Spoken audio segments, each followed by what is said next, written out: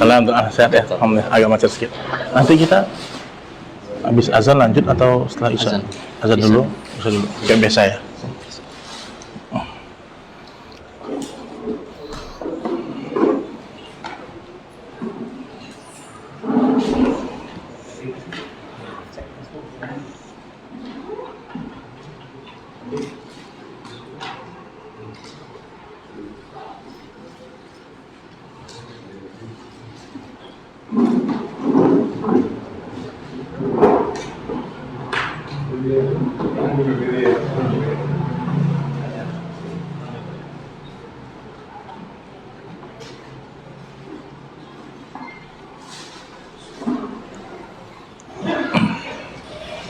Bismillahirrahmanirrahim. Assalamualaikum warahmatullahi wabarakatuh. Alhamdulillah ala ihsanih wa syukru lahu ala taufiqihi wa amtinanih wa asyhadu an la ilaha illallah ta'ziman li sya'nih. Allahumma salli wa sallim wa barik wa an'im ala nabiyyina Muhammad wa ala alihi wa sahbihi wa man sara ala nahjih wa tamassaka bi sunnatihi ila yaumiddin.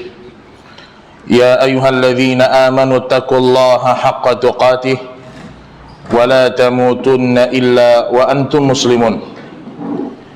Ya ayyuhalladzina amanu taqullaha wa qulu qawlan sadida yuslih lakum a'malakum wa yaghfir lakum dhunubakum wa man yuti'illaha wa rasulahu faqad faza fawzan 'azima.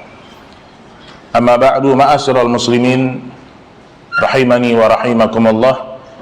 Ikhwan rahimani yang semoga Allah Subhanahu wa taala senantiasa memberikan kesehatan kepada antum dan memberikan kepada kita semua taufik, dan semoga Allah Subhanahu wa taala menjadikan majelis ilmu yang mulia ini sebagai dicatat sebagai timbangan amalan kebaikan kita kelak di hari kiamat. Salawat dan salam semoga senantiasa tercurahkan kepada Rasulullah sallallahu alaihi wasallam, kepada istri-istri beliau, juga kepada keluarga-keluarga beliau, dan kepada orang-orang yang senantiasa para sahabat Nabi sallallahu alaihi wasallam dan orang-orang yang senantiasa istiqamah di atas sunnah-sunnah beliau sampai kelak datangnya hari kiamat. Baik ikhwan rahimani wa rahimakumullah, sehat antum semuanya ya? Alhamdulillah. Baik, alhamdulillah pada malam ini kita bisa berjumpa ya, untuk mengkaji sebahagian dari hadis-hadis dalam kitab Adabul Mufrad ya, yaitu Al-Imam Al-Bukhari rahimahullahu ta'ala. Ketika beliau melihat pentingnya akhlak di tengah manusia, ketika beliau memperhatikan pentingnya kedudukan adab dan akhlak dalam Islam, maka beliau memberikan kepada kita sebuah karya yang begitu besar, yaitu beliau kumpulkan hadis-hadis yang memang khusus berbicara masalah adab dan akhlak. Seperti yang kita bahas teman-teman sekalian pada pertemuan yang lalu, bahwasanya adab dalam Islam, akhlak dalam Islam adalah sesuatu yang diperintahkan oleh Allah Subhanahu wa taala. Bahkan Nabi kita sallallahu alaihi wasallam disebutkan kana khuluquhul Quran. Rasulullah sallallahu alaihi wasallam itu kalau ingin digambarkan akhlaknya, maka beliau akhlaknya akhlak Al-Quranul Karim. Maka siapapun yang ingin berjumpa dengan Allah di hari kiamat, siapapun yang ingin merindukan perjumpaan dengan Nabi Shallallahu Alaihi Wasallam di surga, maka tidak ada jalan melainkan dia meniti akhlak Rasulullah Shallallahu Alaihi Wasallam. Allah sebutkan di dalam Al-Quran, hanya orang-orang yang beriman yang menjadikan Rasulullah Shallallahu Alaihi Wasallam sebagai teladan. Laqad kana lakum fi Rasulillahi uswatun hasanah liman kana yarjullaha wal yawmal akhir wa dzakarallaha katsira. Sungguh telah ada pada diri Nabi Muhammad Shallallahu Alaihi Wasallam suri tauladan terbaik. Tetapi siapa yang bisa mengambil suri tauladan ini, teman-teman? Tidak semua orang yang bisa mengambilnya. Artinya tidak semua orang yang Allah berikan taufik untuk bisa berusaha mengikuti akhlak Rasulullah Sallallahu Alaihi Wasallam. Liman kana yarjullah wal yawmal akhir wa dzakarallaha katsira. Yaitu orang-orang yang senantiasa mengharapkan perjumpaan dengan Allah di hari kiamat, yaitu dia mengharapkan surga Allah, dan orang-orang yang senantiasa berzikir mengingat Allah Subhanahu wa taala. Baik ikhwan rahimani wa rahimakumullah. Mungkin bagi yang membawa buku silahkan dibuka ya, kalau ada yang membawa terjemahan ya.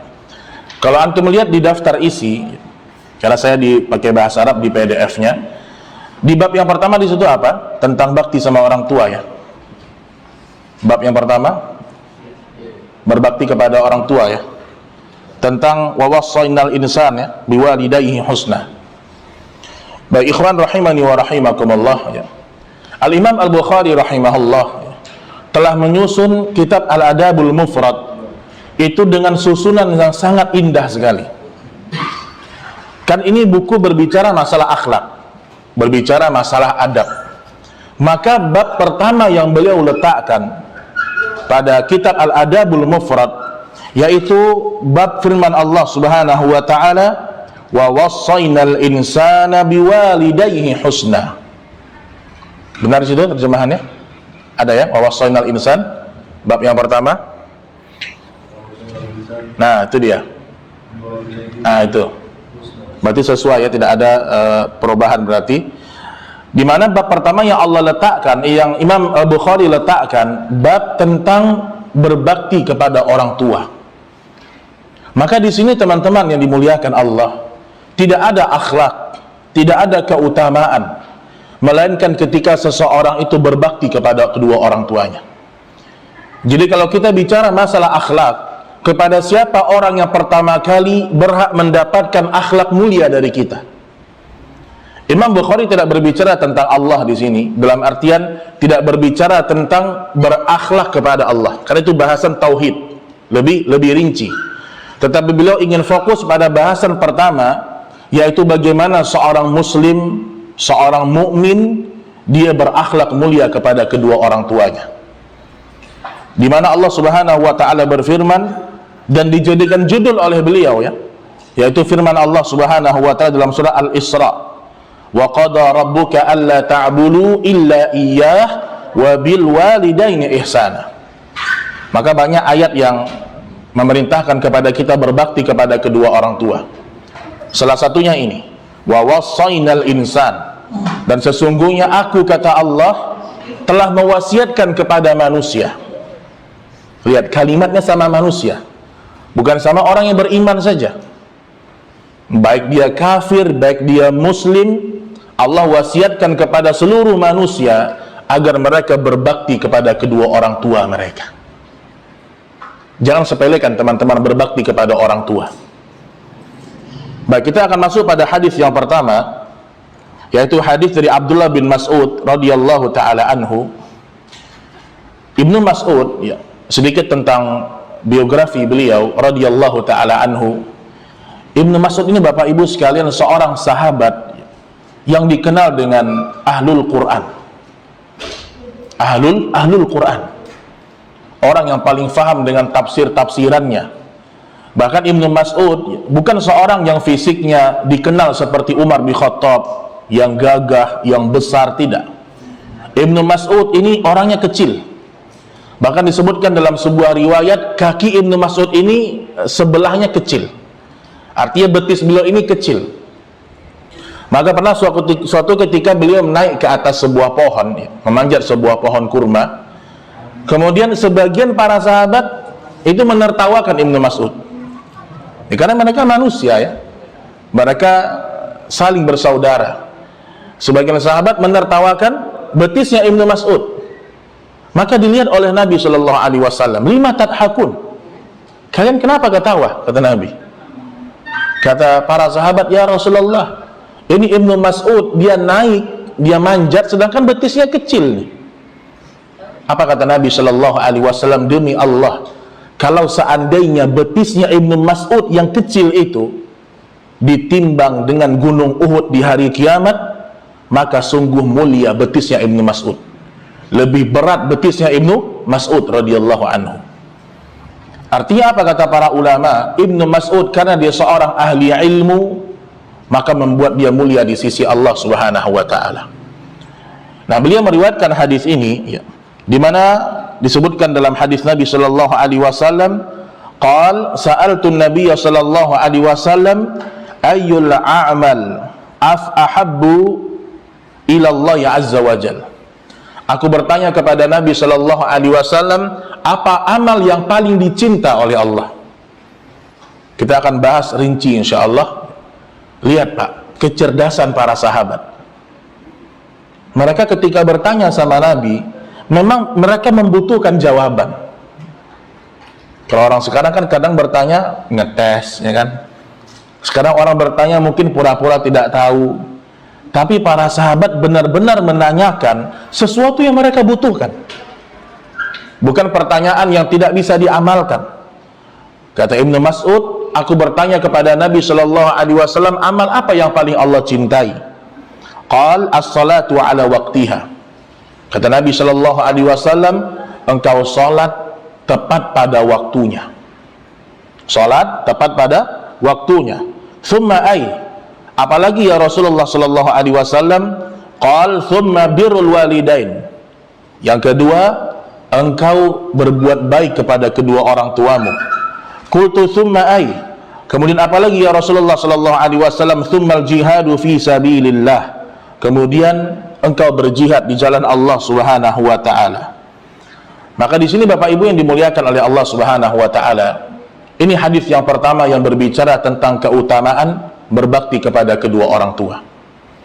Kalau kita lihat urutannya, kata Imam Ibnu Qayyim rahimahullahu taala, yang pertama disebutkan amal yang paling afdal salat. Artinya apa? Salat ini hubungan seorang hamba kepada Allah. Ketika seorang sudah mengucapkan dua kalimat syahadat, maka ibadah badan yang wajib pertama kali dia tunaikan ibadah salat. Hubungan dia dengan Allah Subhanahu wa taala.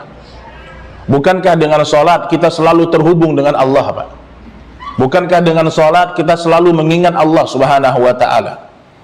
Berarti salat pada waktunya itu amal yang paling Allah cinta. Kecuali dua salat yang memang Nabi sallallahu alaihi wasallam izinkan untuk diakhirkan. Salat apa? Satu lagi? Salat zuhur dan salat isya. Salat zuhur kata Nabi, barridu zuhra, dinginkan waktu zuhur. Artinya apa? Kalau seandainya sangat terik matahari, azan tetap pada waktunya, tapi pelaksanaannya itu boleh diundur sedikit. Kata Nabi, barrid, dinginkan waktu zuhur. Mungkin setengah jam kalau memang dibutuhkan, ya. Kalau tidak dibutuhkan seperti biasa. Kemudian salat isya, kata Nabi sallallahu alaihi wasallam, laula an asyqa ala ummati, kalaulah tidak memberatkan umatku, aku akan perintahkan kepada mereka untuk mengundur waktu isya. Tetapi tetap berjamaah sebenarnya. Namun kalau seandainya tidak bisa, maka seperti biasa, maka tidak mengapa. Itu yang pertama teman-teman, salat tepat pada waktunya. Namun bahasan kita pada jawaban Nabi yang kedua, birrul walidain. Engkau berbuat baik kepada kedua orang tuamu. Bahkan perintah berbuat baik kepada orang tua datang setelah perintah mentauhidkan Allah. Wa qada rabbuka alla ta'budu illa iyyah wa bil walidaini ihsana. Allah memerintahkan kepada kalian hanya menyembah kepada Allah, dan jangan dan berbuat baiklah kepada kedua orang tua kalian. Ini yang kedua nih. Setelah yang kedua, berbuat baik kepada orang tua, kata Nabi, yang ketiga apa? Al-jihad fi sabilillah. Kata para ulama hadis, seakan-akan berbakti kepada orang tua mengalahkan pahala jihad. Dan nanti memang ada hadis khusus yang menjelaskan tentang keutamaan berbakti kepada orang tua lebih utama daripada jihad dalam beberapa kondisi. Mengingat tiga ini: salat tepat waktu, berbakti kepada orang tua, dan berjihad di jalan Allah Subhanahu wa ta'ala. Orang yang ingin mendapatkan cintanya Allah, maka dia berbuat baik kepada orang tua. Nah, sekarang mungkin muncul pertanyaan dari sebagian orang, Ustadz, bagaimana saya berbuat baik kepada orang tua saya yang selama ini tidak pernah mendidik saya, tidak pernah mengurus saya? Saya lahir, tiba-tiba saya dikasih sama orang. Ada nggak, Pak? Ada. Ada orang tua yang tidak bertanggung jawab sama anaknya. Dia lahir, dikasih ke orang. Sampai dia besar, nggak pernah lihat ibunya, nggak pernah lihat ayahnya. Tapi lihat Islam, Bapak Ibu. Islam menyuruh kita berbakti kepada orang tua. Itu murni bukan karena orang tua kita muslim, bukan karena orang tua kita mendidik kita, bukan, nggak ada hubungan. Karena Allah sebutkan dalam Al-Quran, wa wassaynal insana biwalidayhi hamalathu ummuhu wahnan ala wahnin wa fisaluh. Aku wasiatkan kepada kalian, kata Allah, untuk berbuat baik kepada kedua orang tua kalian, dan ibu kalian telah mengandung kalian berat di atas berat, kata Allah. Berarti kenapa kita bakti sama orang tua kita? Karena mereka yang melahirkan kita. Titik sampai situ, Pak. Kalaulah seandainya Allah menyuruh kita berbakti sama orang tua kita karena dia melahirkan kita, kita wajib berbakti kepada ibu kita. Apalagi kalau ibu kita ibu yang salehah, ibu yang selama ini mendidik kita, ibu yang selama ini membesarkan kita, lebih wajib kita berbakti, Pak. Jadi tidak ada alasan, ya. Ketika ada seorang, mungkin orang tuanya kafir, orang tuanya tidak muslim, tetap dia bakti sama ibunya, tetap dia berbakti kepada ayahnya, berbakti pada hal-hal yang tidak menyimpang dari syariat. Itu Islam, Pak. Sa'ad bin Abi Waqqas, Bapak Ibu sekalian, ketika dia memeluk agama Islam, bukan tidak ada cobaan, Bapak Ibu. Orang kalau sudah beriman dan sampai pada puncak keimanan, Allah akan uji iman dia. Wala ya'lamanna Allahu alladhina amanu wala ya'lamanna al-munafiqin. Aku akan uji manusia yang mengatakan beriman kepadaku, sampai aku tahu mana mereka yang jujur dalam keimanan dan mana mereka yang berdusta. Allah uji, Pak. Ketika Sa'ad radhiyallahu ta'ala anhu masuk Islam, diuji oleh Allah dalam hal kecintaan. Allah uji Sa'ad bin Abi Waqqas, wahai Sa'ad, apakah engkau lebih cinta kepada Allah dan Rasulnya, atau engkau lebih memilih ibumu? Ketika Sa'ad masuk Islam, ibunya mogok makan. Masya Allah, mogok makan, Pak. Kita insya Allah ya, kita ke masjid, kita belajar ilmu, nggak pernah ibu kita itu mogok makan. Apa kata ibunya Sa'ad bin Abi Waqqas? Wahai Sa'ad, kalau kamu tidak keluar dari agama Muhammad Sallallahu Alaihi Wasallam, ibu tidak akan makan selama 3 hari. Kata Sa'ad bin Abi Waqqas, maka beliau menjelaskan kenapa beliau beriman dan seterusnya.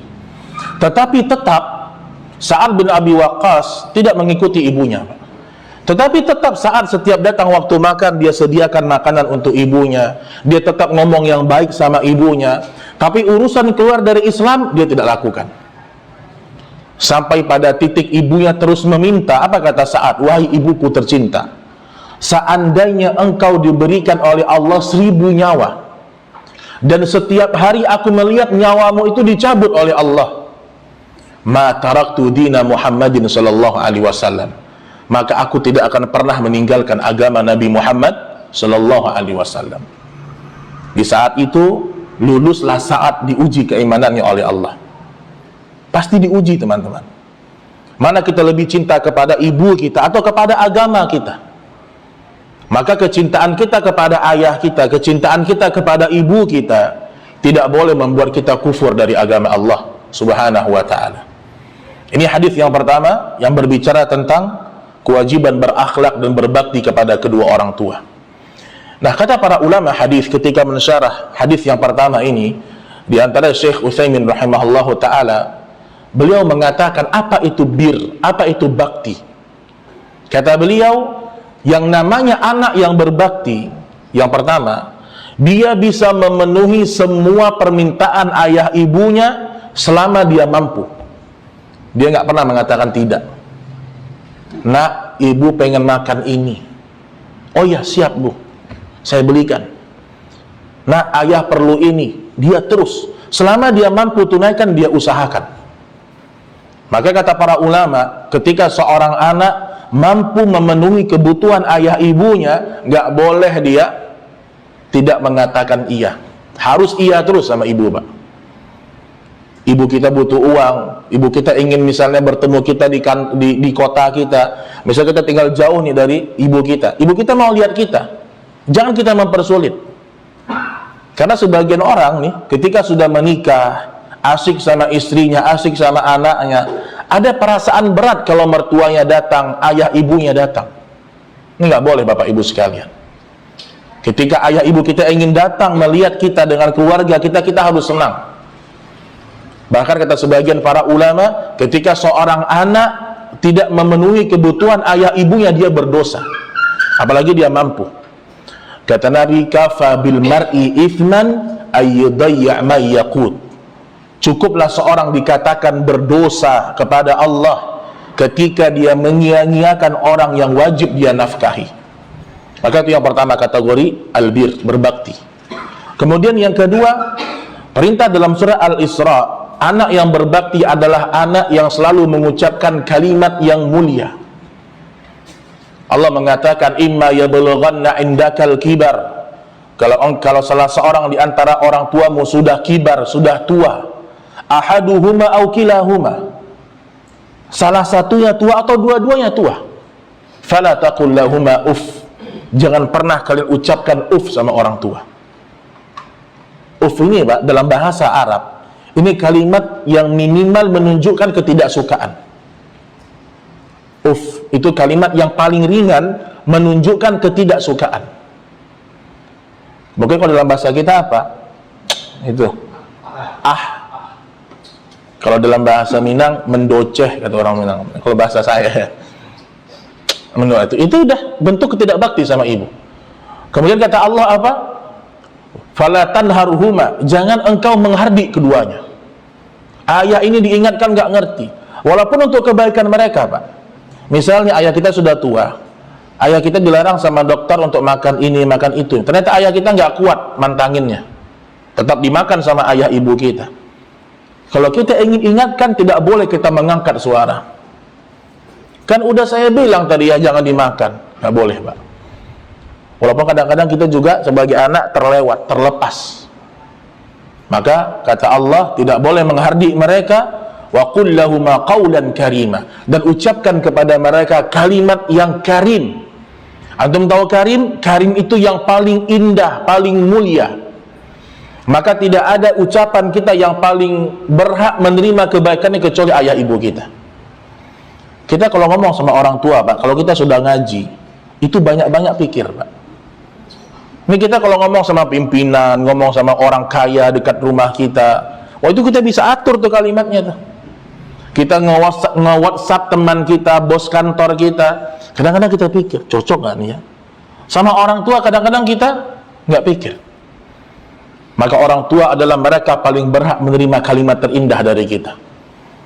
Maka biasakan Bapak Ibu sekalian untuk mengatakan jazakallah khair ayah, jazakallah khair ummi. Ucapkan itu, biasakan. Nah, ini dia yang Allah sebutkan dalam surah Al-Isra. Kapan Allah perintahkan ini? Allah sebutkan dalam surah Al-Isra sebenarnya seumur hidup mereka. Tapi dalam surah Al-Isra, ini Al-Quran mukjizat, Pak ya. Allah menyebutkan indal kibar, ketika mereka sudah tua. Kenapa perintah berbakti perintah untuk tidak menghardik datang ketika orang tua kita sudah tua. Kata para ulama, karena orang tua kalau sudah tua, terkadang banyak anak-anak yang menghardik orang tuanya. Orang tua kita, Pak, kalau kita masih kuliah dulu, kita mungkin masih SMA, kita masih butuh sama orang tua kita. Orang tua masih mencari kerja untuk kita. Orang tua masih menafkahi kita. Tapi kalau kita sudah dewasa, orang tua kita sudah tua, terkadang seorang anak nggak butuh sama orang tuanya, sehingga dia rela menghardik orang tuanya, karena anaknya yang mampu memberikan terus selama orang tuanya sudah tua. Makanya kalau kita punya orang tua sekarang sedang sakit di usia tua, banyak-banyak bersabar. Imam Hasan Al-Basri, Bapak Ibu, datang seorang anak muda kepada beliau.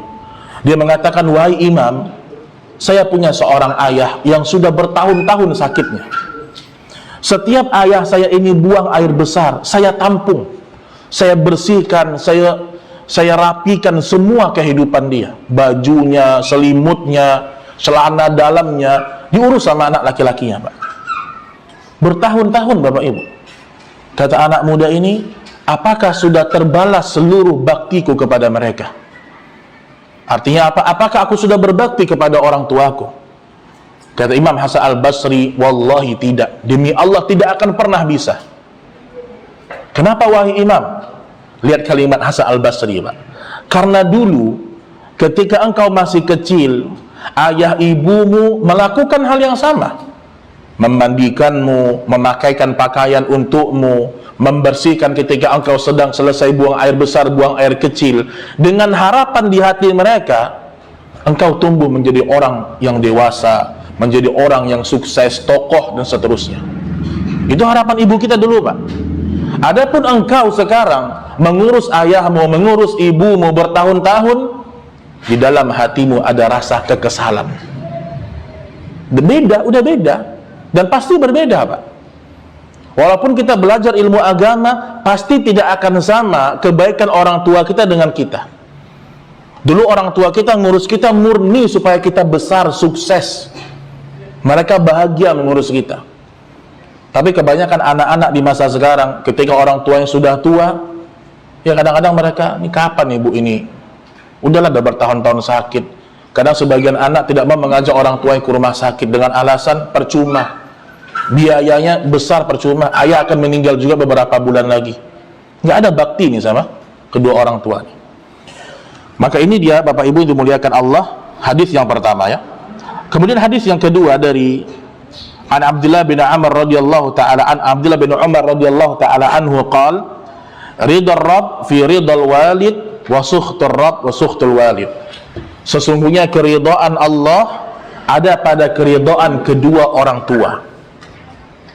Keridhaan Allah ada pada keridhaan kedua orang tua kita, dan murkanya Allah ada pada murka kedua orang tua kita. Makanya Bapak Ibu dirahmati Allah ya, kenapa Nabi Shallallahu Alaihi Wasallam mengatakan kepada Umar bin Khattab, "Wahai Umar, kalau seandainya besok engkau berjumpa dengan seorang yang datang dari Yaman, Uwais Al-Qarni, kau minta doa sama dia." Bayangkan, Pak, Uwais Al-Qarni itu bukan sahabat. Dia hidup di masa Nabi, tapi dia nggak pernah lihat Nabi. Nggak pernah dia melihat Nabi. Dan dia beriman kepada Nabi. Orang selevel Umar bin Khattab, khalifah loh. Yang Nabi katakan, "Lau kana ba'di nabiyyun lakana Umar." Kalau seandainya ada Nabi setelahku, itu pasti Umar. Namun bersamaan dengan itu, Nabi menyuruh Umar bin Khattab radhiyallahu ta'ala anhu untuk minta doa kepada siapa? Uwais Al-Qarni. Karena Uwais orang yang berbakti kepada kedua orang tuanya, Pak. Terutama kepada ibunya. Maka berbakti kepada kedua orang tua itu yang pertama Allah minta kalau pembahasan akhlak dan adab. Kita nggak perlu kita bayangkan beradab sama teman dulu, beradab sama teman kantor, itu nanti. Pertama sekali tunjukkan bakti kita kepada ayah ibu kita. Nah, karena keridhaan Allah ada pada keridhaan orang tua, ya, maka jangan sampai seseorang itu jarang meminta doa kepada ayah ibunya. Minta doa, ya doakan usaha saya lancar. Umi doakan supaya bisnis saya lancar. Anak-anak kami sehat. Doakan, minta doa. Seperti yang Anda sampaikan pada pertemuan yang lalu, ada seorang syekh ya, dia sedang mengisi kajian, tiba-tiba ada orang angkat tangan nih, seorang ayah. Wahai syekh, anak kami sedang menghafal Al-Quran, tolong doakan anak kami. Apa kata syekh? Adapun doa saya, terkadang Allah kabulkan, terkadang Allah tolak. Adapun doa engkau sebagai seorang ayah, sebagai seorang ibu, itu mustajab di sisi Allah untuk anakmu. Jadi sering-sering minta doa kepada kedua orang tua kita. Dan tidak ada sejarahnya Bapak Ibu orang yang berbakti kepada ayah ibunya wafat dalam kondisi su'ul khatimah, nggak ada. Antum kalau baca kisah Syiar A'lamin Nubala, kisah para tabi'in yang mereka mati di atas keislaman, husnul khatimah, semua mereka berbakti kepada ayah ibunya. Nah, maka penting ya, kita meminta doa kepada ayah ibu kita, termasuk memperbanyak komunikasi dengan mereka. Kalau bisa tiap hari telepon, Pak. Kenapa kita nggak bisa berlama-lama nelpon sama ayah ibu kita? Ini kadang-kadang kita nelpon sama ayah kita 5 menit, 10 menit selesai. Kadang-kadang cuma basa-basi. Kita telepon ibu kita, telepon ayah kita setiap hari kalau bisa. Setiap hari. Minimal menanyakan kabar, menanyakan kebutuhan mereka apa. Kadang-kadang kita ini asik dengan keluarga kita, asik dengan istri kita, nyaman dengan anak-anak kita, jalan ke sana kemari, kita lupa sama ayah ibu kita. Dan ayah ibu tidak pernah minta sama anaknya. Itu kemuliaan orang tua, Pak. Walaupun kalau dia minta, wajib kita penuhi, Pak. Dia minta sesuatu dari kita, kita wajib penuhi, selama bukan maksiat kepada Allah Subhanahu wa ta'ala. Ada seorang syekh di Masjid Nabawi, Pak. Dia sedang pengajian nih. Mungkin antum pernah dengar kisah dari para ulama. Dalam kitab-kitab syiar juga disebutkan. Dia sedang ngisi kajian, dan ini banyak contoh dari para ulama dulu.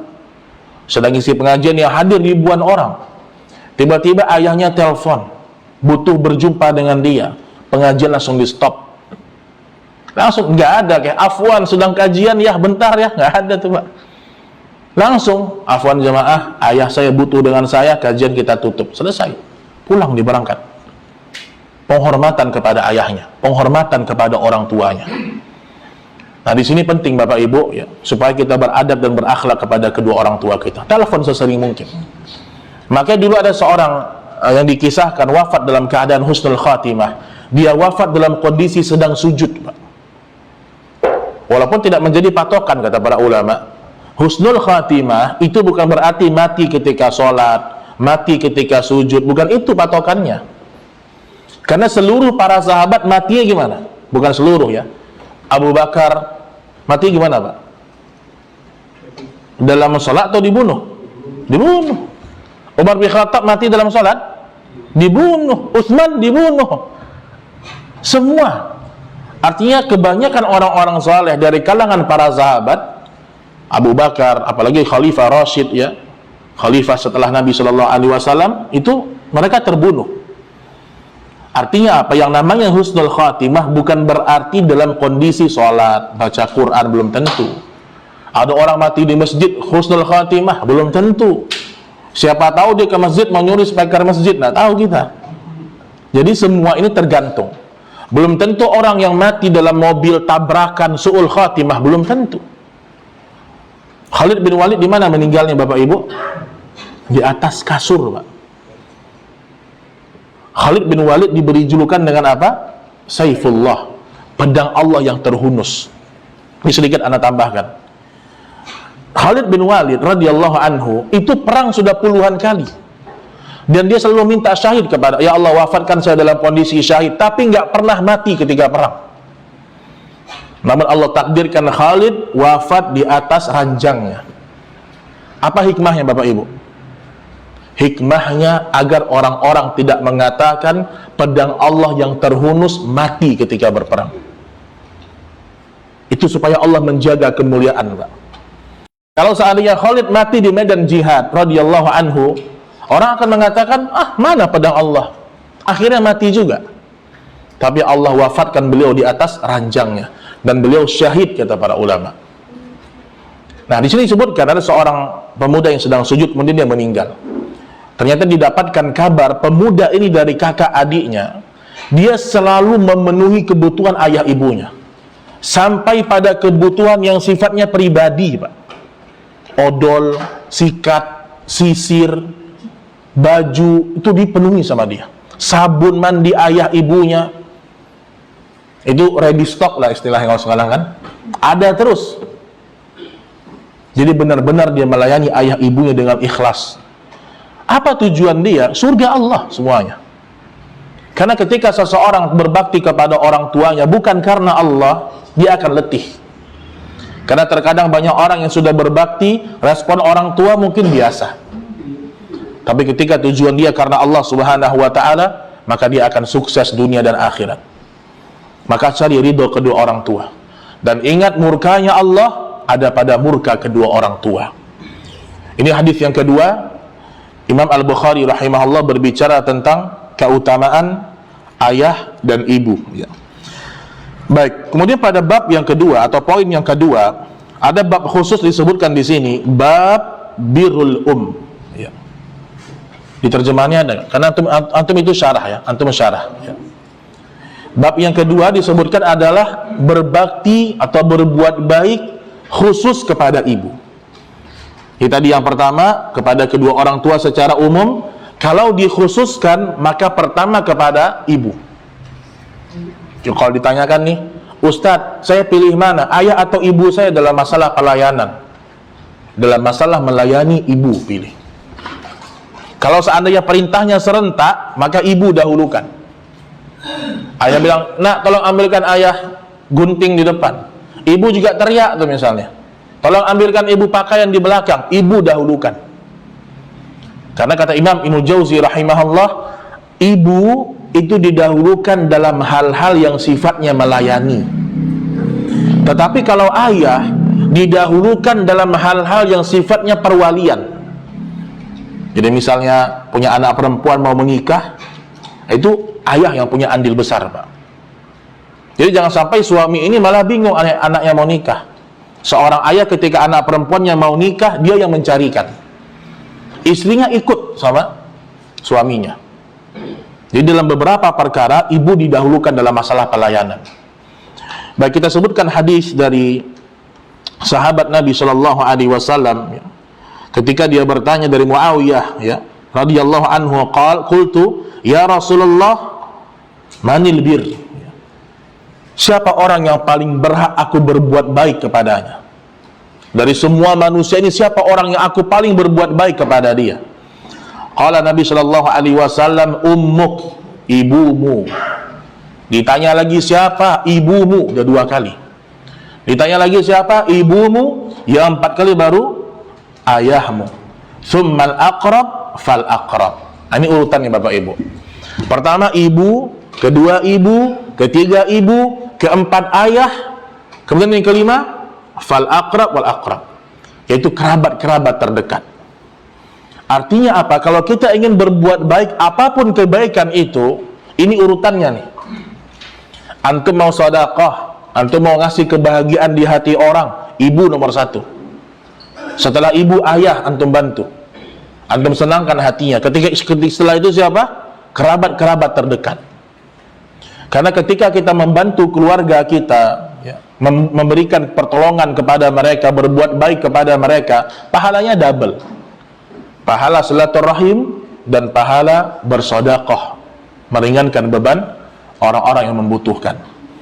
Jadi jangan sampai kita nggak loyal sama keluarga kita, apalagi kepada ibu kita. Bayangkan Pak ya, bagaimana Islam memuliakan ibu, memuliakan wanita berarti. Itu kan Islam memuliakan wanita. Bahkan bentuk pemuliaan Islam kepada para wanita, sebenarnya wanita-wanita kalau mereka belum menikah, maka zamannya terbalik, teman-teman. Sebenarnya nih dalam Islam, kalau ada anak gadis mau nikah, bagaimana caranya, Pak? Kalau masa kita, anak gadis itu cari sendiri kan? Dia cari sendiri, dia dapat yang cocok, dia antar ke ayahnya. Ini bukan metode Islam. Dalam Islam, kalau ada anak perempuan ingin menikah, ayahnya yang carikan. Ayahnya yang carikan, dapat ikhwan soleh, masya Allah, ngaji di musola Al-Marwah, masya Allah kan. Baru nanti ayah sampaikan kepada anak perempuan, nah ini ada laki-laki soleh, Kalau anaknya setuju, maka lanjut. Kalau anaknya tidak ridha, maka haram dinikahkan. Cari lagi yang lain. Jadi sebenarnya kalau ada orang mengatakan dijodohkan, itu benar. Dalam Islam seperti itu. Karena orang yang paling tahu dengan diri kita, apalagi perempuan, itu adalah ayah ibunya. Ayah ibunya paling tahu siapa suami yang cocok untuk anaknya. Nah, makanya ini kemuliaan untuk para wanita. Apalagi seorang ibu. Maka kata Nabi Shallallahu Alaihi Wasallam dalam hadis Ibnu Majah, ya. Adapun hadis yang mengatakan telapak kaki ibu ada surga, itu hadisnya lemah. Tapi ada hadis dengan riwayat yang lain, ya, dengan kalimat yang berbeda. Dalam hadis riwayat Ibnu Majah disebutkan, setialah kalian kepada kaki ibu kalian, karena di sana ada surga. Dengan lafaz yang lain, setialah kalian kepada kaki ibu kalian. Maksudnya apa? Carilah ridha Allah pada ridha kedua orang tua kalian. Selalulah dekat kepada ayah ibu kalian. Nah, salah satu teman-teman, ya, bentuk bakti kita kepada ibu kita, tidak membiarkan dia bersafar tanpa mahram.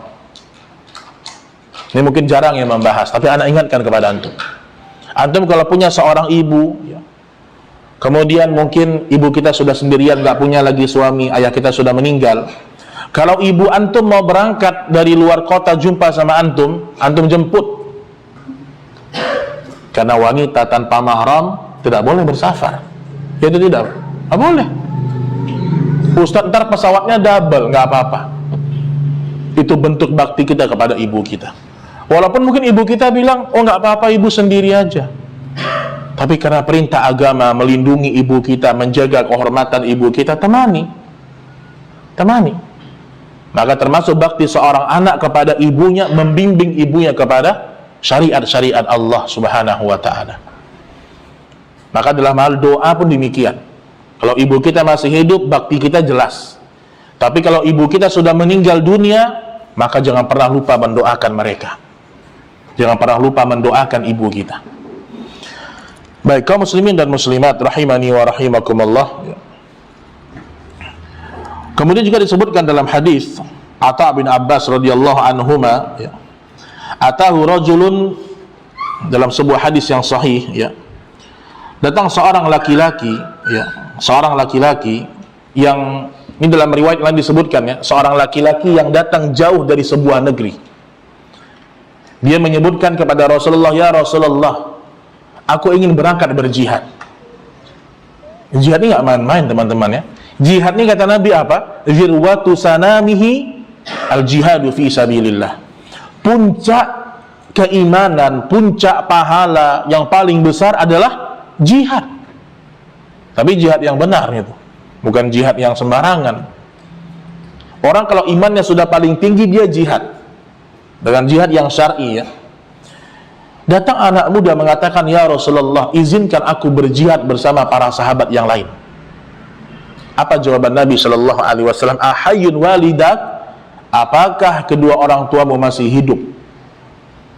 Lihat, dia minta jihad, Nabi nanya apa? Orang tua masih hidup atau tidak? Maka jawaban laki-laki ini, iya ya Rasulullah.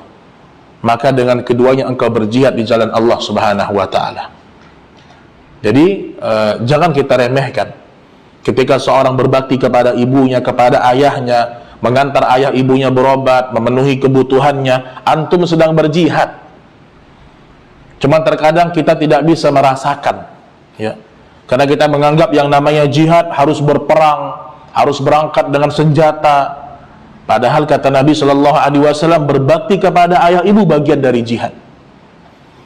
Ikhwan dan akhwat rahimani wa rahimakumullah, ya. Al-Imam Ibnu Qayyim rahimahullahu ta'ala, beliau menyebutkan beberapa kaedah ketika berbakti kepada kedua orang tua, terutama ibu di sini.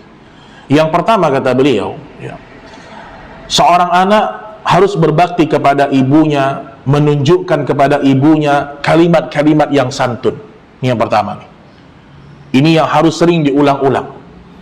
Kalau kita bergibah, kita namimah, kita membongkar aib saudara kita, haram hukumnya dalam Islam. Apalagi membongkar keburukan ibu kita sendiri. Nggak boleh nih, membongkar keburukan ibu kita sendiri. Dan jangan antum kira, ya, orang-orang yang sudah ngaji itu tidak semua akhlaknya itu kepada ibunya baik, Pak. Saya punya satu pengalaman nih, ya. Saya diundang oleh seorang jemaah untuk mengisi kajian waktu itu di rumahnya, kajian keluarga, Pak. Saya masuk ke rumah itu, ini kajian orang Arab, ya, keturunan Arab mereka. Anaknya semuanya dokter, Masya Allah. 4 dokter spesialis, Pak, bayangin. Lengkap udah, spesialis jantung, syaraf, tulang, lengkap semua. Ayahnya, Masya Allah, sudah berumur 80 tahun. Udah kenal dengan sunnah, udah ngaji agama, sering ke masjid. Tapi ketika saya mengisi kajian, muncul pertanyaan-pertanyaan yang seakan-akan serang menyerang tuh.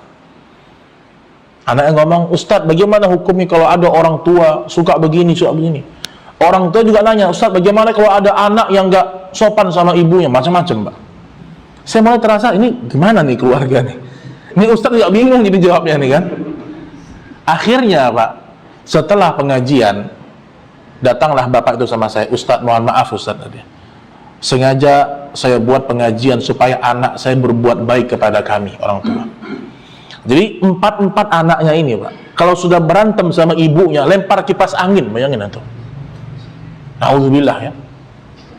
Terakhir saya dapat kabarnya, subhanallah, semoga Allah memberikan hidayah. Sudah keluar dari rumah, bentak ibunya keluar dari rumah, dan punya harta,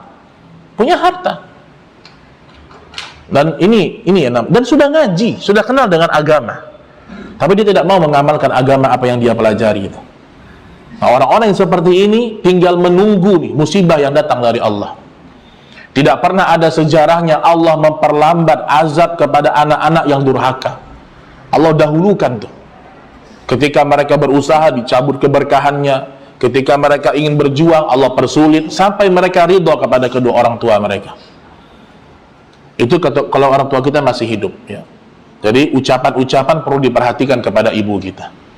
Kemudian yang kedua, ya, dalam hal perbuatan, kata Imam Ibnu Qayyim rahimahullah, sesering mungkin hendaknya seorang anak, ya, tidak membuat hati orang tuanya bersedih.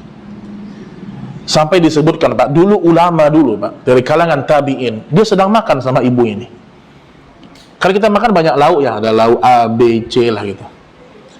Itu kata ulama ini apa? Saya kalau sedang makan sama ibu saya sangat hati-hati.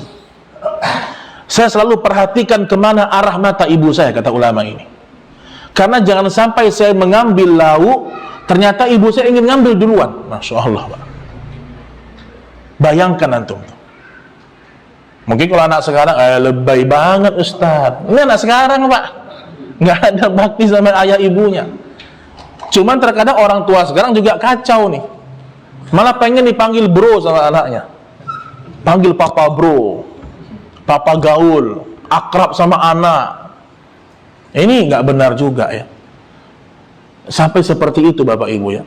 Dia tidak ingin ketika dia mengambil lauk orang tuanya menahan. Maka kata Imam Ibnu Qayyim, kalau ada orang tua yang menahan ucapannya karena anaknya takut marah, dia durhaka. Misalnya nih ada orang tua kita, dia ingin ingat sesuatu nih, dia ingin tegur kita, tapi kalau dia tegur kita akan marah, dia tahan.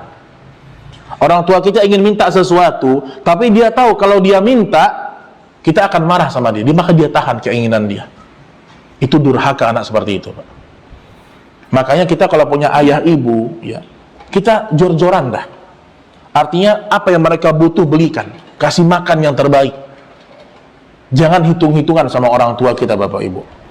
Maka Imam Al-Bukhari sangat tepat meletakkan bakti sama ibu sebagai bahasan yang pertama dalam kitab beliau. Itu menunjukkan keilmuan seorang ulama, Pak. Menunjukkan keilmuan seorang ulama. Baik kaum muslimin dan muslimat rahimani wa rahimakumullah, ya. Disebutkan oleh sahabat Nabi sallallahu alaihi wasallam, ya. Inilah a'lam amalan aqrab ila Allah azza wa jal min barril walidah. Aku tidak pernah melihat sebuah amalan yang lebih mulia daripada berbakti kepada kedua orang tua. Itu dalam hadis ini berbakti kepada seorang ibu. Nah, sekarang kalau kasusnya ibu kita sudah meninggal dunia. Ini bahasan ibu dulu, ya, karena nanti ayah ada khusus di sini. Bagaimana kalau seorang ibu sudah meninggal dunia? Sama secara hukum, ya, kalau ibu kita sudah meninggal dunia, kita punya bakti kepada mereka mendoakan. Rabbana ighfirli wali walidayya walil mu'minin yauma yaqumul hisab. Ya Allah, ampunkan dosaku, dosa kedua orang tuaku, dosa orang-orang mukmin di hari hisab. Lihat, ini menunjukkan nih, seorang mukmin itu cinta kepada ayah ibunya, cinta kepada saudaranya yang lain. Nah, di sini ya, jangan sampai kita menunda-nunda doa untuk ibu kita. Itu yang pertama. Setiap sholat, setiap kita sholat sunnah, dalam sujud kita, sebelum salam, doakan ibu kita. Ketika antum sholat malam, doakan ibu. Kemudian yang kedua, kalau dia mempunyai hutang, ya, kepada orang lain, kalau kita berusaha bisa lunasi untuk meringankan, ya, pertanyaan mereka di hari kiamat. Kita tahu ibu kita punya hutang jelas dan kita mampu lunasi. Walaupun kata para ulama, kalau anaknya tidak mampu dan sudah berusaha, dia tidak berdosa. Kemudian yang ketiga, kalau ibu kita sudah meninggal dunia, kita wajib menyambung hubungan silaturahim kepada kerabat ibu kita. Nggak boleh kita gengsi, nggak boleh kita malas berhubungan baik dengan ayahnya, berhubungan baik dengan mungkin adiknya, bibi kita, paman kita, yang langsung punya hubungan baik dengan ibu kita, Pak. Karena kebanyakan orang ketika ibunya sudah meninggal dunia, ya, banyak yang nggak hilang silaturahim. Yang biasa dekat sama tantenya, bibinya, atau pamannya mulai berkurang. Maka bentuk bakti kita untuk menjalin hubungan baik kepada mereka. Juga termasuk menunaikan wasiat-wasiat mereka. Selama wasiat tersebut tidak menyelisihi agama Allah Subhanahu wa taala. Kalau ibu kita berwasiat tentang harta, tidak boleh lebih daripada sepertiga. Sepertiga itu maksimal tuh. Sepertiga wasiat kepada orang-orang selain ahli waris itu sudah maksimal, ya. Taib, ya. Sudah masuk waktu Isya, insyaallah kita akan lanjutkan setelah salat insyaallah. Wallahu taala a'lam bissawab. Subhanakallahumma wa bihamdik asyhadu an la ilaha illa anta astaghfiruka wa atubu ilaik. Wassalamualaikum warahmatullahi wabarakatuh. Assalamualaikum.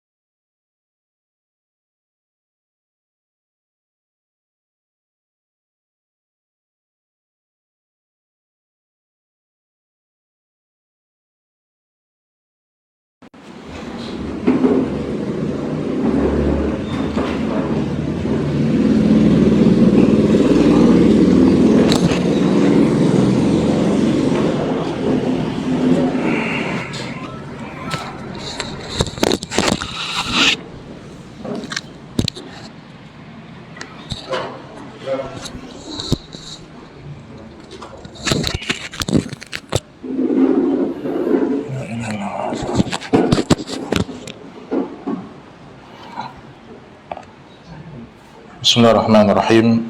Assalamualaikum warahmatullahi wabarakatuh.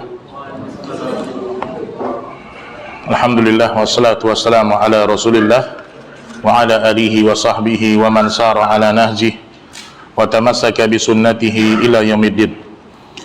Ikhwan rahimani wa rahimakumullah.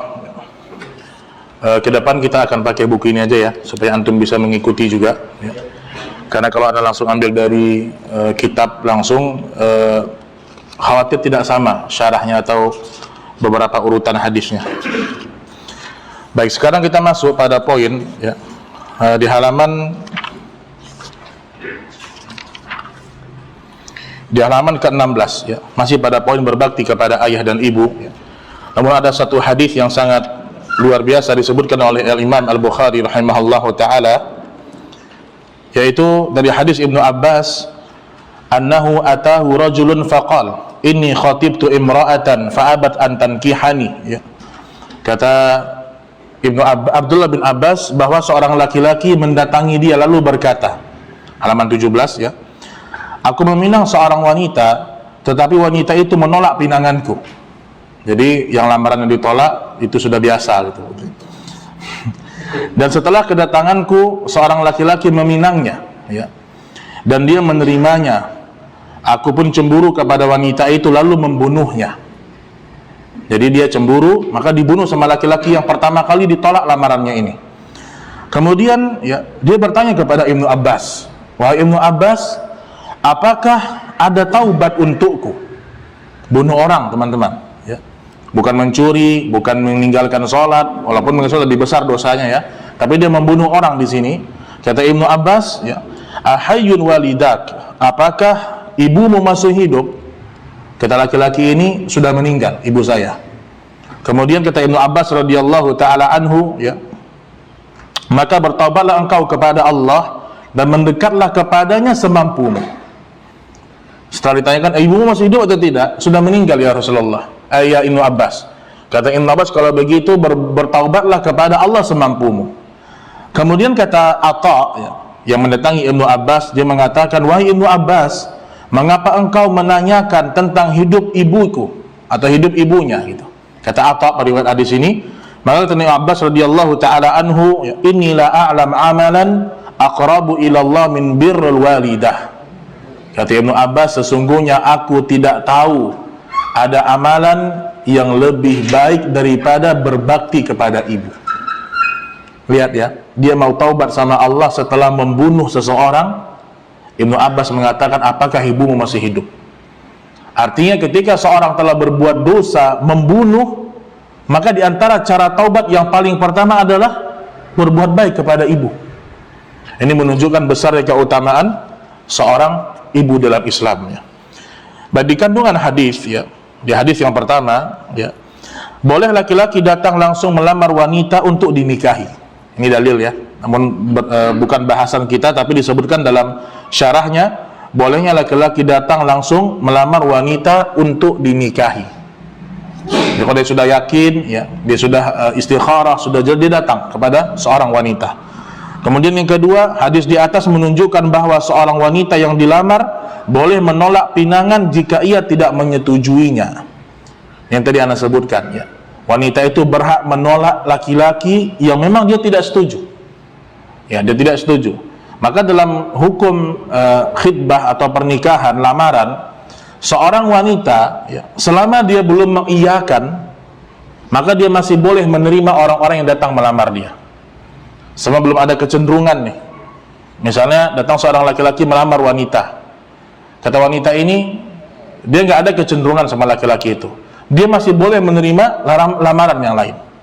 Kecuali sudah deal, sudah oke, tiba-tiba datang yang pakai Mercy, maka dia batalkan. Nah ini jadi nggak boleh ini, nggak boleh ya. Karena tidak boleh melamar seorang wanita di atas lamaran saudara, nggak boleh.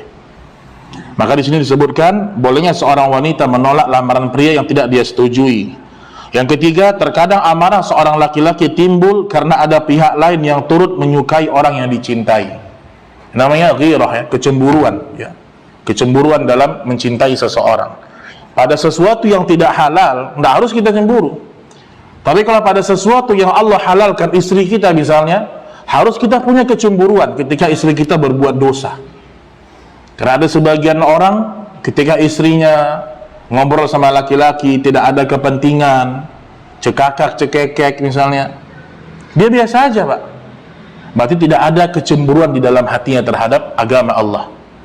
Makanya dalam Islam disebutkan zaujun dayyus, laki-laki yang paling berat dosanya di hari kiamat, yang tidak Allah ajak bicara, seorang laki-laki yang mendiamkan istrinya berbuat dosa. Jadi yang berhak sebenarnya memeriksa HP ini siapa? Kita Pak. Jangan sampai antum mau diperiksa sama istri antum. Dalam Islam seperti itu. Kita yang harusnya memeriksa HP istri kita. Di dalam rumah siapa aja, kita cek. Bukan malah kebalikannya, karena kita pimpinan, karena kita qawwam, kita seorang yang kepala rumah tangga. Sampai ada keluar fatwa ya, seorang wanita tidak boleh membuka HP suaminya kecuali dengan izin suaminya. Kalau laki-laki bebas, karena dia pimpinan. Tapi dia tidak boleh mengambil harta istrinya kalau itu memang punya istri, izin dulu. Kadang-kadang suami punya harta istri dianggap harta dia juga. Maka dalam Islam Bapak Ibu diperjelas semuanya hal-hal yang seperti itu. Baik, kemudian yang keempat, seorang pembunuh seharusnya melakukan taubat nasuha dan mendekat kepada Allah semampunya. Yang kelima, berbakti kepada ibu lebih mendekatkan seorang pelaku maksiat kepada Allah. Ini luar biasa nih, dibandingkan ketaatan yang lain. Laki-laki ini ketika dia membunuh, kata Ibnu Abbas, kamu berbuat baik kepada ibumu. Kata para ulama, berbakti kepada ibu itu lebih membuat kita mudah melaksanakan ketaatan Allah yang lain. Itu keberkahan ibu tuh Pak. Maka kata Ibnu Abbas, kamu datang kepada ibumu, berbakti kepada ibumu, itu akan Allah mudahkan engkau melakukan ketaatan yang lain. Ibnu Abbas gak menyuruh dia untuk sedekah, gak menyuruh dia untuk berangkat umrah, tidak untuk berangkat haji, enggak. Ibu disuruh dia untuk mendatangi ibunya. Baik, kemudian yang poin yang ketiga, berbakti kepada ayah. Tadi kita sudah sebutkan hadisnya ya, kita tidak perlu ulang ya. Baik, mungkin poin yang keempat ya. Poin yang keempat, hadis yang belum kita angkat, berbakti kepada kedua orang tua meskipun keduanya zalim terhadapnya. Halaman yang ke-20 ya. An Ibnu Abbas qal, ma min muslim lahu walidan musliman. Tidak seorang pun dari kaum muslimin yang mempunyai kedua orang tua beragama Islam, yusbihu ilaihima muhtasiban, kemudian dia berbuat baik kepada keduanya, illa fatahallahu babaini ya'ni minal jannah, kecuali Allah akan membukakan dua pintu untuknya di surga. Wa in kana wahidan fawahidun, jika tinggal satu dari keduanya masih hidup, maka akan dibukakan hanya satu pintu untuk dia. Wa in aghdaba ahaduhuma lam yardallahu anhu hatta yarda anhu, qila wa in zalamah, qal wa in zalamah, jika dia menjadikan salah satu di antaranya marah, dia buat ibunya marah, dia buat ayahnya marah, Allah tidak akan ridha kepada dia hingga orang tuanya ridha kepada dia. Jadi minta maaf kepada orang tua. Kemudian kata orang ini apa? Apakah meskipun kedua orang tuaku menzolimiku, lihat tuh Pak, apakah aku harus tetap minta maaf sama orang tua padahal orang tua yang zalim kepadaku? Maka disebutkan dalam hadis Ibnu Abbas radhiyallahu taala anhu, wa in zalamah, walaupun keduanya sedang menzolimi kamu. Kalau kita sudah tidak berbakti, kemudian salah satunya marah, di sini bukan nangis ya, tapi marah. Nanti dari selain disebutkan ketika seorang membuat orang tuanya menangis, dia juga berdosa. Wa in aghdaba, kalau seorang ayah ibu marah sama kita, cepat-cepat minta maaf, walaupun dia sedang menzolimi kita. Apalagi kalau memang kita yang zolim gitu loh. Kita yang jelas-jelas zalim, tidak memenuhi hak ayah ibu kita, malah kita nggak mau minta maaf sama ayah ibu kita. Maka di sini besarnya kedudukan seorang ayah dan ibu dalam Islam ya. Baik, kandungan hadis ya, berbakti kepada orang tua merupakan jalan yang dapat mengantarkan ke surga. Diingatkan oleh penulis rahimahullah, ingat, kalau kita bakti sama orang tua, ujungnya adalah surga. Karena tidak semua orang Allah uji dengan orang tua yang soleh masalahnya Pak. Kenapa Syekh sebutkan di sini hasilnya surga. Mungkin kalau kita nih ya, normalnya manusia, kita bakti sama ibu karena kita tahu ibu kita berbuat baik, ayah kita sekolahkan kita, kuliahkan kita, maka kita wajar berbuat baik kepada ayah ibu kita. Tapi ada orang-orang yang memang diuji sejak kecil, teman-teman. Sejak kecil dia nggak tahu mana ayahnya, dia nggak tahu mana ibunya, sehingga membuat dia, untuk apa saya bakti? Kalau mungkin berpikir secara akal, dia nggak akan mau bakti sama ayahnya. Ngapain saya bakti, Ustadz? Ayah saya buang saya waktu kecil, ibu saya nggak peduli sama saya, ngapain saya bakti? Itu kalau berpikir secara akal. Tapi kata Syekh rahimahullah di sini, ingat ganjarannya adalah surga. Artinya apa? Kalau orang berbakti sama ayah ibunya motivasinya surga, maka akan memudahkan dia berbuat baik sama ayah ibunya.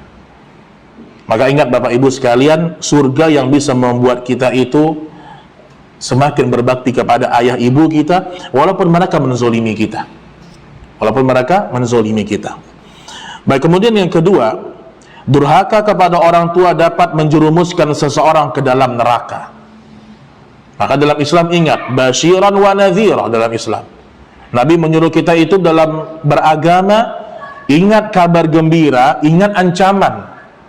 Itu harus tuh teman-teman ya. Ketika kita sholat, ingat, kalau saya sholat, saya dapat apa ya? Tapi kalau saya meninggalkan sholat, saya dihukum apa? Itu perlu diingat. Kalau saya berbakti kepada ayah ibu saya, didapat surga.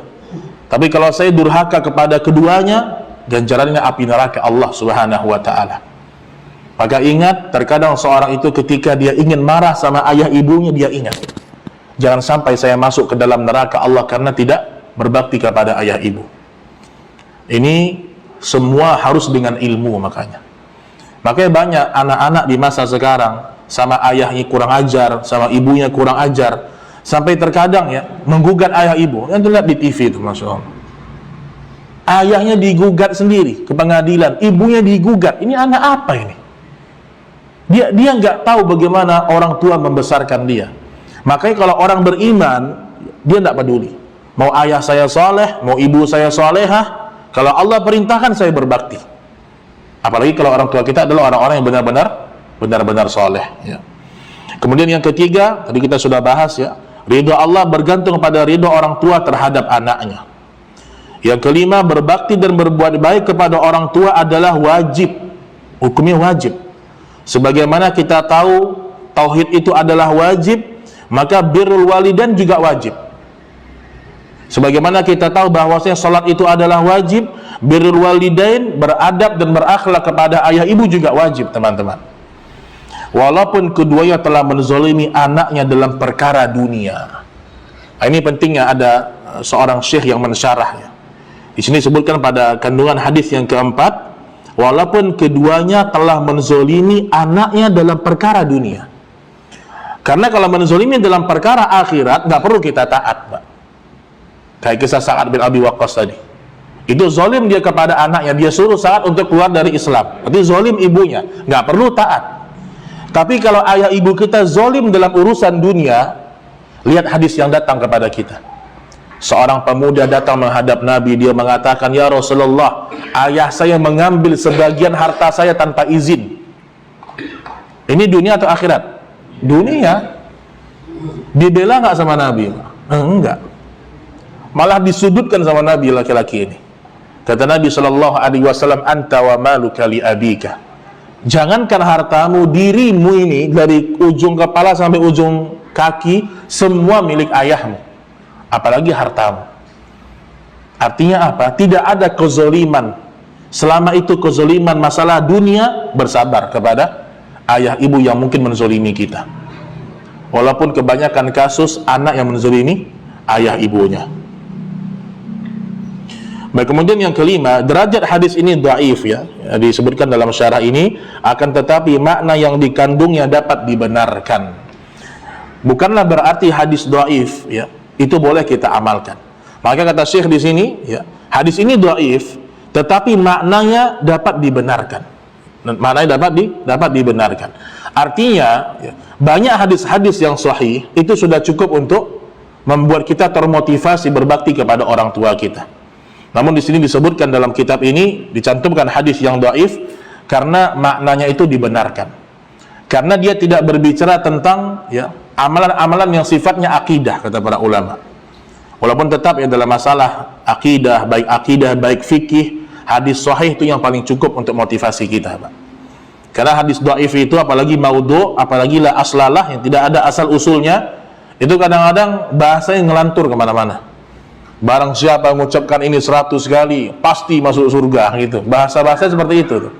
Barang siapa yang seperti ini diampunkan semenjak lahir sampai mati, yang gitu tuh hadisnya. Jadi jangan kita cukup kita dengan hadis-hadis yang sahih, insyaallah taala. Baik, kemudian mungkin hadis yang terakhir ya. Di sini kalau antum lihat ya, sampai halaman 100,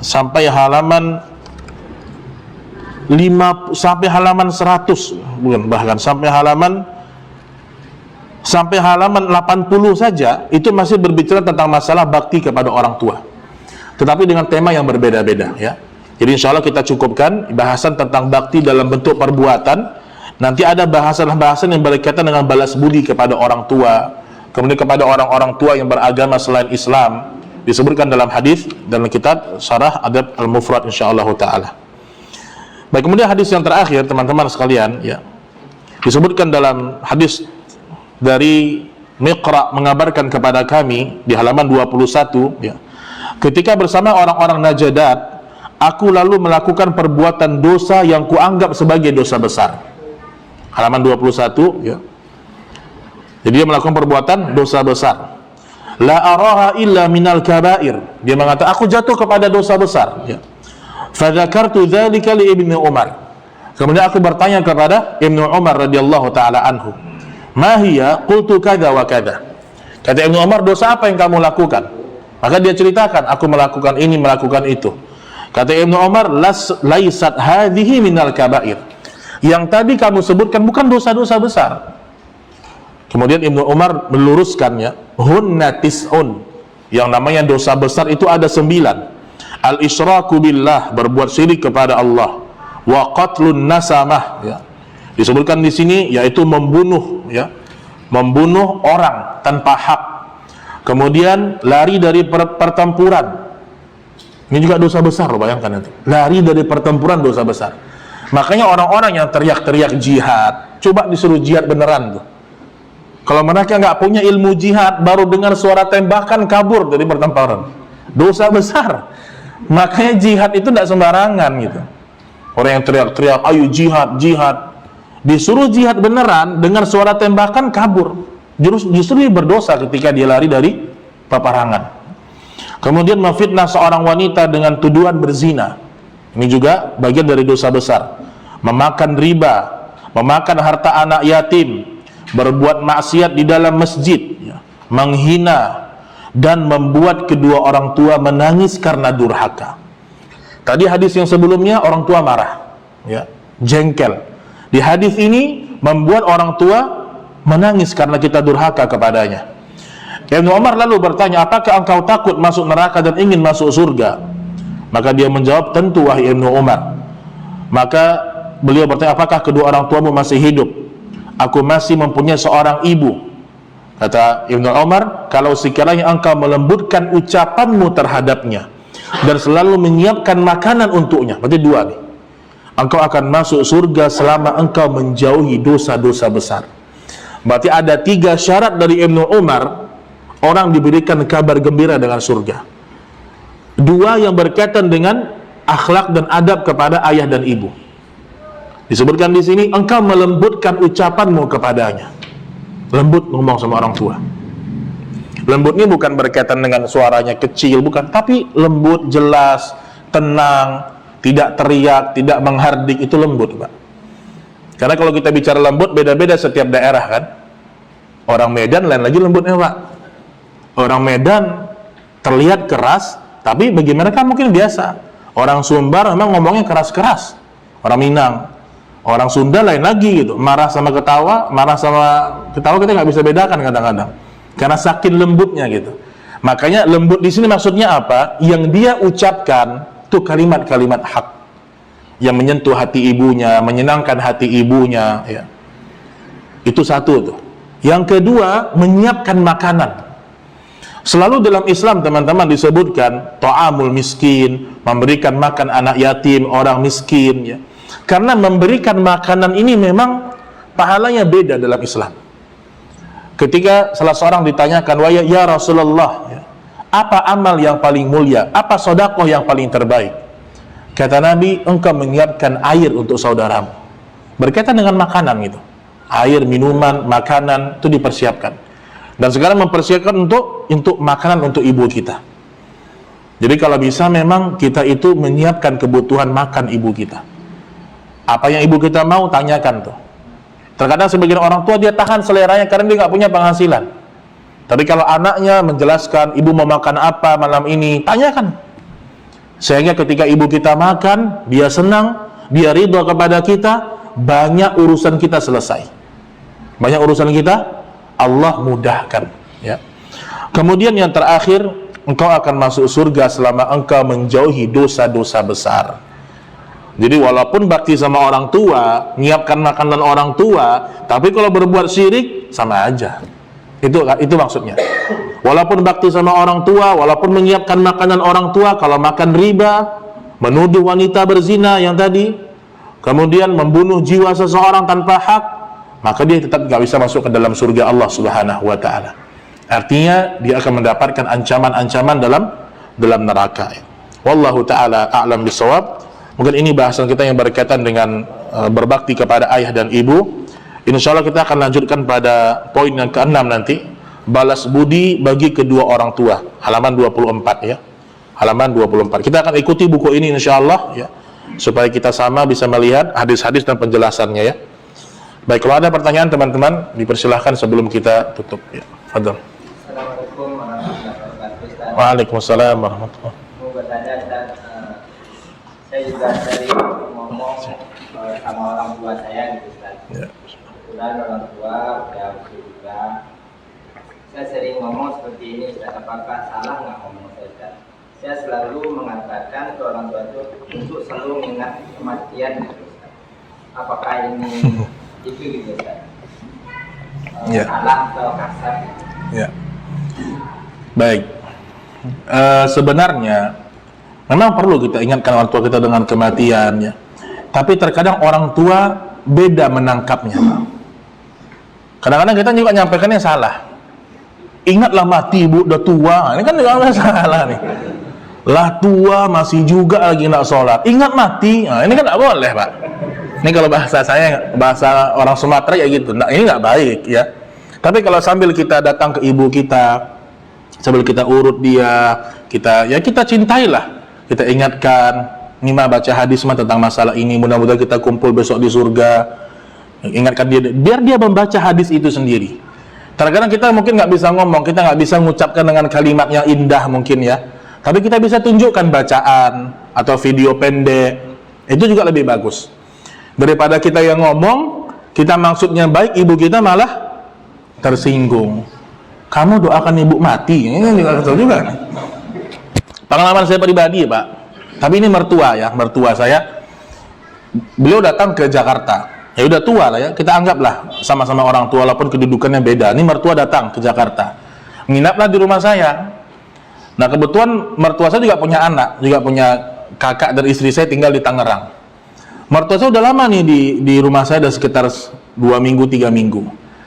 Cuman karena saya sibuk kan, saya kadang dakwah, ngurus sekolah gitu. Kadang orang tua mertua ini di rumah itu ya sendiri, paling ya ngobrol sama istri, sama anaknya. Nah istri saya beranggapan mertua saya itu jenuh gitu. Karena biasa di kampung mungkin ya adalah kesibukan berkebun dan seterusnya, ngasih makan ayam, itik misalnya gitu kan.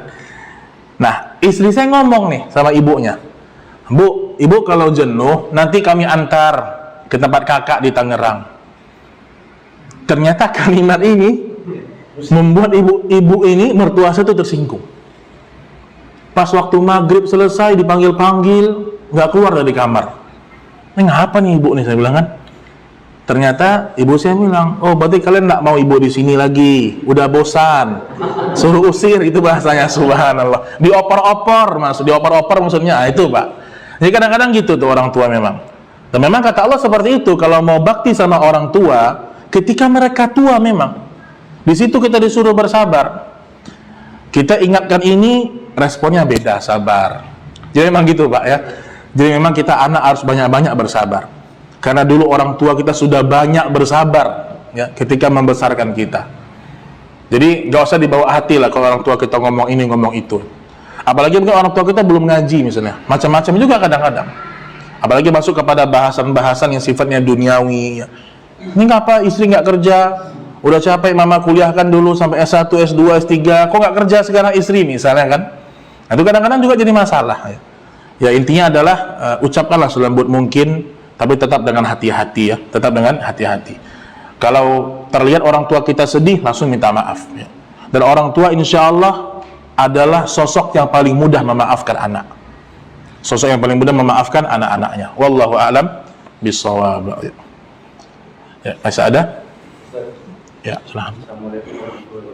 Waalaikumsalam warahmatullahi wabarakatuh. Apabila kedua orang tua kita sudah ada, apakah cara berbakti kita kepada orang tua itu sama dengan cara bakti kita kepada orang tua kita sendiri? Baik ya, baik ya. Ya tentu kalau orang tua kita sudah meninggal dunia, ya meninggal dunia, yang para ulama sebutkan bakti terbesar adalah mendoakan, kan itu. Kalau bakti terbesar mendoakan. Tentu kalau orang tua kita sudah meninggal, yang menggantikan status ibu kita adalah bibi kita. Jadi nanti disebutkan dalam di sini ya, ternyata bibi itu adik dari ibu kita ya, kandung ya, atau kakak dari ibu kita, itu menggantikan kedudukan ibu kita. Jadi baktinya ke arah situ ya. Oh tapi Ustadz kita jauh tinggalnya, hidupnya juga nyaman misalnya, nah berarti ke mertua. Karena kata para ulama, mertua ini kedudukannya juga besar dalam Islam. Sampai kata para ulama, orang tua yang pertama harus kita hormati kedua orang tua kita. Kalau kita sebagai laki-laki ini ya. Tetapi setelah itu, dari sekian banyak orang tua di dunia ini adalah mertua kita. Jadi mertua itu tetap kita cintai, kita hormati ya. Tetapi tetap ya tidak sama dengan orang tua kita. Tetapi kalau kita memberikan seperti orang tua kita itu, tentu ini kebaikan juga. Apalagi orang tua kita sudah meninggal dunia ya. Makanya umumnya bahasan para ulama, kenapa ulama mengatakan orang tua dengan mertua beda.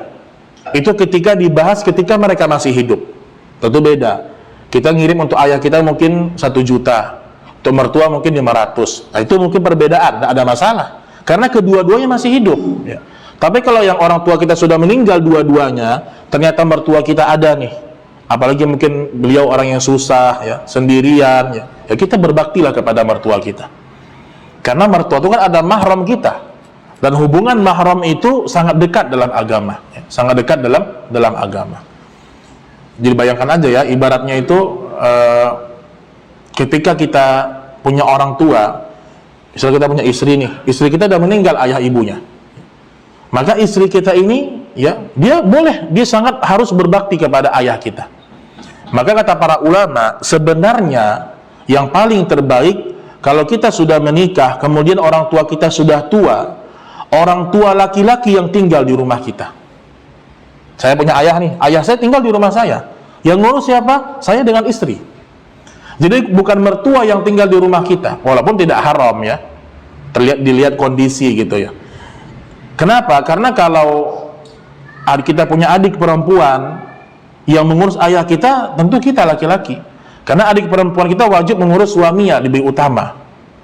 Nah makanya di sini kepada mertua juga kita berbakti, kita berbuat baik ya. Dan tentu ada kebaikan yang besar dalam hal tersebut ya. Allahu a'lam bishawab. Baik, masih ada? Ya. Waalaikumsalam warahmatullahi wabarakatuh. Yang disampaikan Ustaz yang hadis yang tadi pada saat mencuci kaki seorang ibu, kan kita lihat apakah itu termasuk berbakti kepada orang tua, berbakti atau memang itu tercela misalnya? Iya, mencuci kaki ya? Iya, mencuci kaki. Kadang ada yang diminum juga. Iya mah, itu mah bahalul. Ada betul. Baik. Hadis yang tadi bukan mencuci kaki, tapi setialah kepada kaki ibumu. Nah, ini makna kiasan ya. Bukan berarti setia di kaki ibu terus, bukan gitu maksudnya. Arti setialah kepada kaki ibumu, berbuat baiklah kepada dia, carilah ridha dia. Nah, ada sebagian orang memang seperti itu, khurafat, berlebih-lebihan nih. Sampai ada yang bilang, saya itu kalau mau usaha, saya harus cuci dulu kaki ibu saya. Nanti bahkan diminum, ini lebih parah lagi ya kalau diminum. Atau mungkin dikasih ke badannya, karena berkah. Ini nggak benar, ini khurafat ini. Ini namanya sudah gulu, berlebihan, ya. Karena tidak ada satupun riwayat disebutkan para sahabat itu mencuci kaki ibunya. Apalagi sampai pada titik yang berlebih-lebihan, enggak, ya. Maka tadi hadis yang kita baca, itu semuanya dalam makna umum, ya. Bakti ucapan, ya kan. Kemudian jangan menghardi, memenuhi kebutuhan itu. Karena banyak orang terkadang dia mencuci kaki ibunya, bisa muncul hal-hal berbau kesirikan, nih bahaya. Khurafat muncul. Kemudian hilangnya keyakinan kepada Allah. Seakan-akan kalau ibu mencuci kaki ibu, usaha lancar. Kalau lupa dicuci, bangkrut. Ini juga kacau, ya. Ini nggak benar, ya. Jadi tetap ibu kita sakit, ya kita rawat, ya. Kita rawat, kita obati, kita antarkan ke rumah sakit. Tapi sampai pada titik mencuci kaki, ini nggak benar. Enggak benar, ya. Wallahu a'lam bissawab. Ini saya ngomong gini, Pak. Orang-orang filsafat sufi itu udah apa tuh? Emosi biasanya. Karena orang-orang sufi itu seperti itu, dia beragama dengan perasaan, beragama dengan rasa. Ini enggak benar. Baik, makanya saya bilang dari awal, pembahasan adab dan akhlak ini harus timbangannya Al-Qur'an dan Sunnah. Enggak bisa timbangannya perasaan. Adab, akhlak, timbangannya Quran dan Sunnah. Kapan seorang dikatakan tidak beradab? Kalau keluar dari Al-Quran dan Sunnah. Kan sering Anda bilang kemarin, kita kalau sudah ngerti dengan agama, kita jumpa sama paman, bibi, ini nggak ada hubungan mahram sebenarnya, ya. Kalau yang bukan kandung, ya. Terus kita salam dia, dalam rangka beradab. Justru kita nggak beradab, kita menyalami orang yang bukan mahram kita. Nah, jadi adab dan akhlak itu disesuaikan dengan timbangan Al-Quran dan As-Sunnah. Wallahu a'lam bissawab. Baik, masih ada? Baik, cukup insyaallah, ya. Baik, wallahu ta'ala a'lam bishawab. Apa yang kita telah pelajari semoga bermanfaat dan mudah-mudahan kita menjadi orang-orang yang senantiasa berakhlak. Pertama tentu kepada kedua orang tua kita. Aqulu qawli hadza subhanakallahumma wa bihamdik asyhadu an la ilaha illa anta astaghfiruka wa atubu ilaik. Wassalamualaikum warahmatullahi wabarakatuh.